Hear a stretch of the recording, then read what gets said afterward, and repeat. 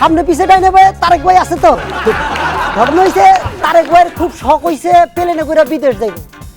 গভীর জঙ্গলের উপর দিয়া প্লেন যাইতাছে। জঙ্গলের উপর দিয়া যাইতে হঠাৎ করে প্লেন ক্র্যাশ করলো। অনেক যাত্রীর লগে তারেক ভাইও বাঁচা গেল। জঙ্গলের ভিতর মোড়া একটা গাছের গোড়ায় তারেক ভাই। এই দেখা পাশের এক লোক আয়া কইল, দাদা তুমি যে এইখানে করতেছো আমি কোন জায়গায় করবো? এই শূন্য তারেক ভাই কইল, তুমি জোপের আড়ালে যাও, এটা ফার্স্ট ক্লাস যাত্রী। ভাগ্নে তুমি রেডি? শিওর? শিওর। শুরু করো। যেহেতু মামার সঙ্গে জোকস বলছি, মামাকে নিয়ে একটা জোকস বলি। বাহ। সেদিন মামার কাছে গিয়ে বললাম, মামা জানো আমি না বিড়ালের ডাক পারি। তো মামা বললো, আচ্ছা শোনাও দেখি।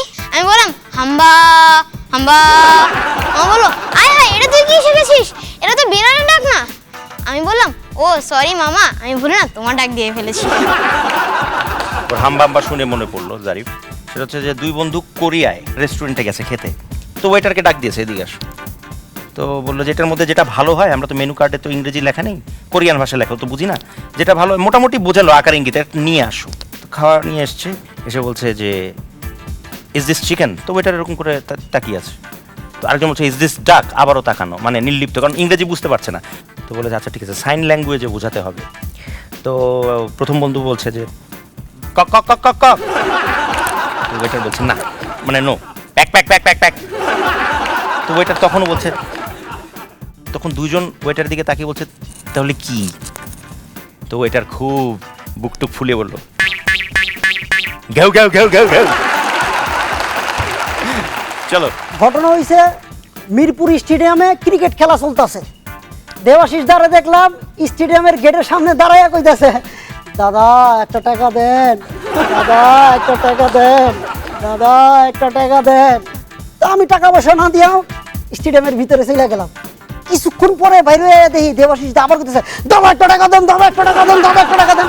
আমি বললাম কি ব্যাপার, একটু আগে তো আস্তে আস্তে চাইলা, এখন আবার তো তাড়াতাড়ি যাইতাছ কি লেখা? তাড়াতাড়ি দেন, ভিতরে পাওয়ার পেলে চলতেছে।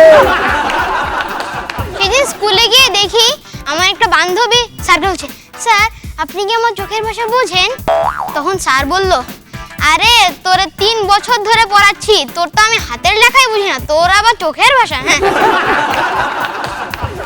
কমেডি আওয়ারের ডিরেক্টর তারেক ভাই সেটে আসতেছে না, অনেক দেরি হইতেছে। অনেকক্ষণ পর তারেক ভাই আসছে।